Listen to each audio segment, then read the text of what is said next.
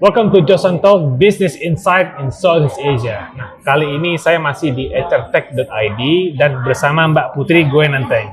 Halo, apa kabar Mbak Put? Halo, Mas Jo. Kabar baik ya? Kabar baik. Mantap, luar biasa. Syukurlah. Nah, mungkin saya harus lebih berhati-hati kalau ngomong ya, karena Mbak Putri ini adalah seorang psikolog klinis dan juga Chief Strategic Solutions dari Thomas International Indonesia. Nah, buat teman-teman yang belum tahu, Thomas International ini adalah salah satu platform assessment terbaik di dunia gitu. Artinya kerjaan hidup dia udah melihat orang, mengakses orang, jadi dia sangat cepat nih membaca orang gitu.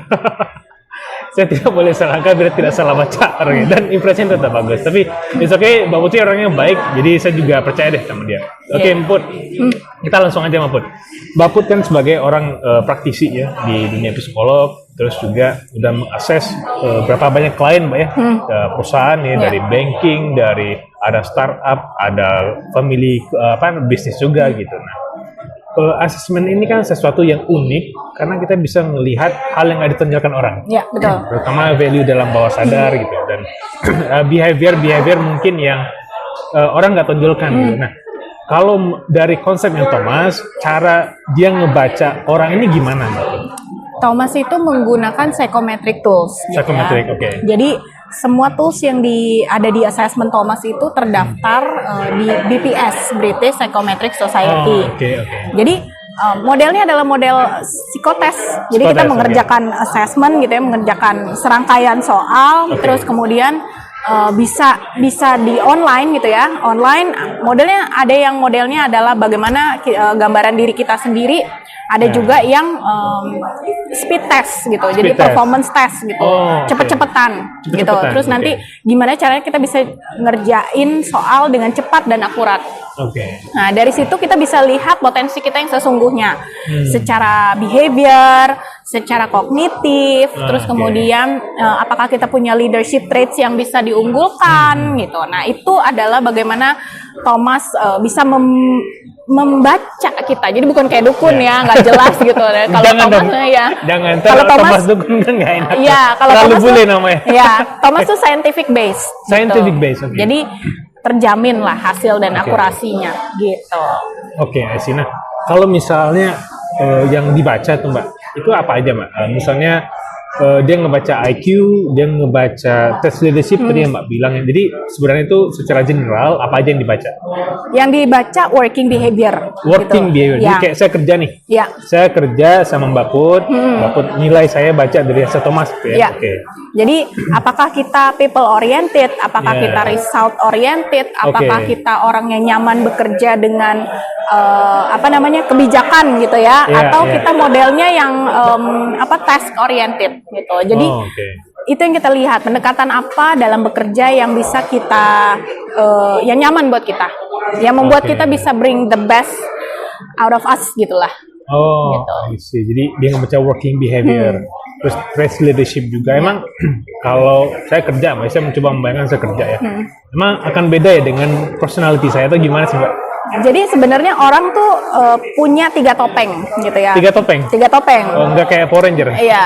Jadi kita tuh ada namanya topeng our true self gitu ya. Jadi adalah topeng yang paling kita pakai secara konsisten dimanapun gitu. Pada saat bekerja gitu ya, atau pada saat bergaul gitu. Tapi Thomas ini setting pekerjaan ya. Gitu. Ada setting pada saat bekerja gitu. Kalau ada tuntutan lebih, deadline gitu ya, under pressure-nya tuh seperti apa. Bisa beda lagi. Ada orang yang bisa sama, ada yang bisa beda. Nah, itu sebenarnya yang dijawab oleh Thomas. Dinamika pekerjaan orang tuh seperti apa, bagaimana profil dia itu bisa. Ada orang yang profilnya konsisten, kalau dia lagi bekerja dia serius, tapi kalau dia lagi under pressure dia justru malah modelnya people oriented karena ngelobi orang gitu. Oh gitu ya. Nah, ada yang kalau ditekan ketika dalam penuh tekanan dia justru malah ngelobi orang, people personnya jadi keluar. Oke. Gitu. Itu kayak gimana? Ini menarik Mbak, karena kalau saya pribadi ya, saya kalau lagi stres saya stay away sama orang. Saya mending kayak dikunci di kamar, saya diem kerjain aja udah. Nah itu yang membedakan, itu sebenarnya bisa di capture oleh Thomas, dinamika kepribadian. Jadi kepribadian kita apa ya, gambaran profil kita di topeng 1, topeng 2, topeng 3 tuh bisa beda-beda. Gitu. Nah kalau buat organisasi ini menjadi penting karena kita jadi bisa lihat stres dan motivator orang gitu. Jadi kalau sebenarnya pada saat stres tuh apa sih yang dia lakukan gitu, apa sih tampilan perilakunya tuh seperti apa, dan kita bisa melakukan pendekatan seperti apa gitu. Nah kalau di organisasi itu juga mereka modelnya adalah melakukan potret compatibility. Jadi kita potret orangnya tadi, kita assess, kita juga bikin profil pekerjaan. Jadi kalau di organisasi itu yang nyenengin gitu, kalau di Thomas semua bisa dilakukan secara data analytic. Jadi misalnya gini, kita punya orang profilnya dominance. Ada profil, ada pekerjaan lowongan di sales. Orang sales kan butuh orang yang dominan, yang target oriented, yang apa. Nah, itu cocok tuh, pasti compatibility-nya tinggi. Meskipun dia bukan latar belakang sales.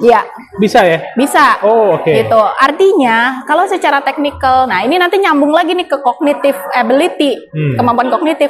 Bisa nggak nih orang beda-beda secara kognitif, secara secara IQ tuh dia mempelajari banyak hal yang random, yang general.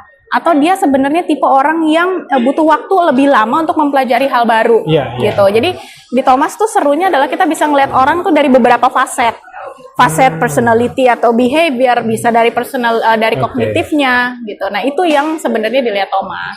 Dan karena itu semua teknologi based, jadi kita bisa dapat real time results ketika kita melakukan assessment dengan Thomas.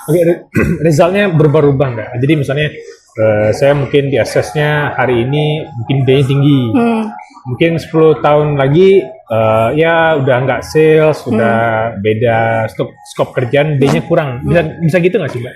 Itu biasanya tergantung dari tuntutan pekerjaan sehari-hari, lingkungan.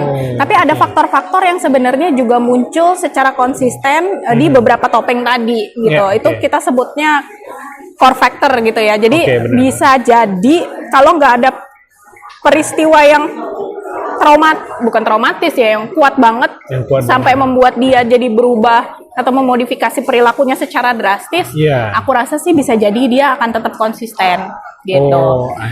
Yang satu lagi kalau kognitif, kita tuh modelnya karena kita itu fluid intelligence, jadi itu cenderung tidak berubah gitu. Jadi ya orang kalau di skor yang levelnya average ya udah dia akan di situ terus gitu, atau yang di higher average ya dia akan di situ terus gitu. Ini sangat menarik Mbak. Berarti kan dari data-data tersebut Mbak Put udah 15 tahun pengalaman juga yang ngelihat ya istilah perangai orang gitu ya, dari klien baik dari internal juga. Nah, trennya tuh gimana sih Mbak? Jadi misalnya dari 15 tahun pengalaman ini ditarik ke benang merah, organisasi Indonesia itu gimana menurut Mbak Putri rata-rata? Yang jelas gini, kita semakin butuh orang yang agile. Butuh orang agile. Ini penting ya teman-teman, kalau ingin survive di industri pekerjaan kita harus agile. Agile-nya gimana? Agile-nya tuh dari dua hal. Jadi gini ya, agile tuh juga salah satunya dilihat bagaimana kita bisa punya kemampuan adaptif kita, adaptability to change. Itu bagaimana kita bisa memodifikasi perilaku ketika tuntutan atau culture di suatu setting gitu ya, entah pekerjaan, entah komunitas atau secara skala besar ya. Sekarang kan karena adanya pandemi, orang tuh perilakunya jadi sekarang diminta untuk memodifikasi perilaku mereka bisa lebih digital. Jadi digital agility kita kenal kan, kan. Jadi harus bisa keep up lah dengan perilaku-perilaku itu. Nah, itu juga didukung tadi dengan kognitif. Balik lagi, ada orang yang butuh waktu untuk bisa cepat beradaptasi, tapi ada orang yang memang bisa cepat banget gitu. Mau teknologi macam apapun dia bisa keep up di organisasi. Itu juga yang kita lihat. Gitu. Ya sangat make sense sih Mbak, karena juga waktu di awal pandemi ya, kan beberapa perusahaan juga mau nggak mau ya, karena finansial dan segala macam tutup ya. Tapi ada juga yang survive. Mungkin ini adalah organisasi yang agile kayak yang Mbak Putri bilang. Nah, sekarang konteksnya tadi karena ini ya Mbak, kan digital sekarang ya. seberapa cepat ya menurut Mbak Putri orang-orang karyawan itu bisa connect Ya. sama teknologi di kantor maupun teknologi dari luar. Kalau teknologi dari luar mungkin hal yang nggak ada di kantor gitu. Ya. Kayak, ini ada thing lah, beli perangkat teknologi baru misalnya. Atau di kantornya menyuruh pakai sebuah platform teknologi. Nanti kan harus belajar juga. Gimana seberapa cepat sih Mbak? Bervariasi tadi. Oke, People are bervariasi. unique ya. Jadi orang-orang kan beda-beda tuh. Tadi Oke. ada orang yang secara kognitif kuat, dia bisa cepat beradaptasi, ada yang butuh waktu. Kayak tadi ada orang yang memang adaptable, yang kemampuan adaptifnya bagus gitu. Ya. Dia bisa memodifikasi perilaku, mau orang menuntut mereka untuk lebih target oriented ya dia siap. Oh. Gitu. Atau misalnya orang menuntut lingkungannya menuntut dia untuk lebih sociable, dia bisa gitu. Tapi ada orang yang memang kaku aja gitu. Aja ya. Jadi ya Nggak kayak berubah gitu maksudnya. ya udah dikasih feedback gitu di organisasi pasti ada tuh udah Ya, dikasih ya. feedback kok bebel banget gak berubah gitu ya. Pendekatannya harus bervariasi, beda. harus Ya, beda ya. gitu. Oke, oke. Ada pendekatan, ada orang yang bisa pendekatannya mass gitu. Kita kasih training, wow besoknya udah berubah gitu. Oh, ada yang gitu ya? Ya, Wow. bisa. Walaupun sebenarnya yang namanya habit baru kan bisa diaplikasi minimal kalau secara konsisten dilakukan sampai 100 hari dia baru menetap kan habit baru gitu kan. Iya, iya benar sih. Nah, ada juga orang yang memang pendekatannya harus personal, dia di feedback, di coaching, Ya. baru dia berubah gitu. Oh, I see. Oke, ini menarik Mbak ya, dan memang kan kalau pendekatan ini kita juga melihat banyak faktor Mbak ya, dan karakternya, backgroundnya segala macam. Oke, baik Mbak. Nah, kalau misalnya ya Thomas ngelihat tren yang sekarang, kan tadi connect ke teknologi.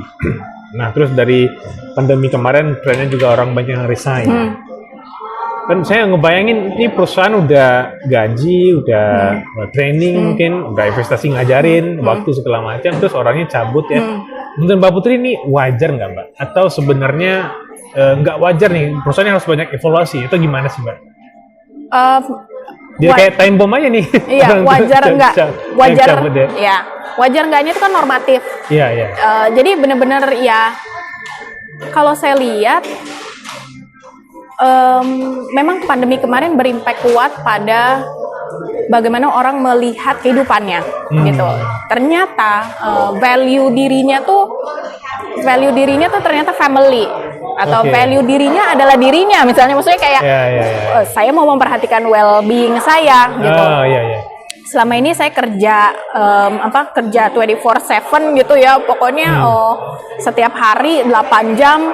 Ternyata setelah di rumah saya bisa mengerjakan banyak hal nih gitu yang ternyata nggak hanya melulu soal bekerja gitu, dan ternyata family is important, atau tadi dia bisa mencoba entrepreneurship dari rumah aja gitu kan, ternyata bisa tuh kayak live sale dari rumah dan sebagainya. Yeah. Nah itu jadi pergerakan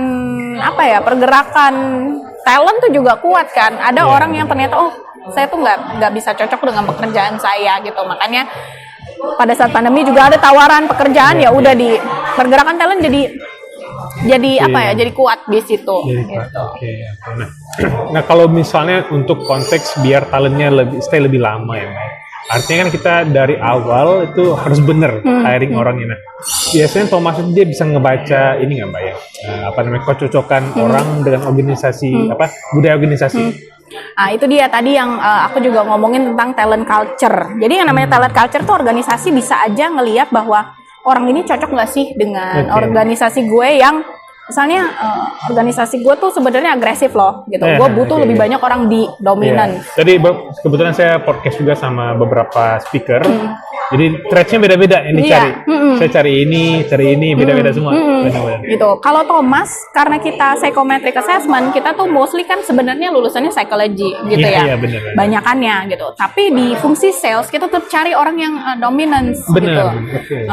Harapannya ya supaya target sales bisa terpenuhi gitu. Nah, tapi teman-teman yang sebenarnya core-nya Thomas di psychology itu bervariasi tuh, banyak orang yang lebih pendekatannya personal. Oke. Nah, itu yang tadi membedakan satu organisasi dengan organisasi lain, bahkan satu bisnis unit dengan bisnis unit di organisasi pun bisa beda-beda. Itu yang dijawab sama Thomas. Itu yang jawab sama Thomas. Oke nih, luar biasa teman-temannya. Sekarang gini Mbak, mungkin ada teman-teman yang kepo-kepo sama Thomas International ya. Ini kontak ke siapa nih baiknya? Bisa kontak ke ada tim Thomas Iya. atau bisa Ada mungkin link ini kali ya. apa Kita cek LinkedIn-nya, LinkedIn-nya. nanti bisa dicek LinkedIn-nya. Kita cek link teman. Nah kalau misalnya teman-teman mau Bisa ke connect aku dulu. sama Mbak Putri, Nah, iya. bisa Putri gue nantin Di LinkedIn. di LinkedIn, silakan di search. Nanti abis itu kita bisa ngobrol lebih lanjut. Iya, oke, baik. Rasanya sih kalau kita lanjut, mungkin saya mau banyak banget penasaran, apalagi kalau mau mengetahui karakter orang terdekat gitu. Saya jadi mikir mau mengakses semua keluarga saya. Boleh banget. Jadi kan mungkin apa ya, tradisi keluarga itu saya bisa tahu yang nggak bagus dibuang, yang bagus dipertahankan gitu. Tapi anyway, thank you so much Thank Mbak you Put so ya. much. Mudah-mudahan bermanfaat buat teman-teman dan terima kasih buat teman-teman yang sudah menyaksikan. Sampai jumpa.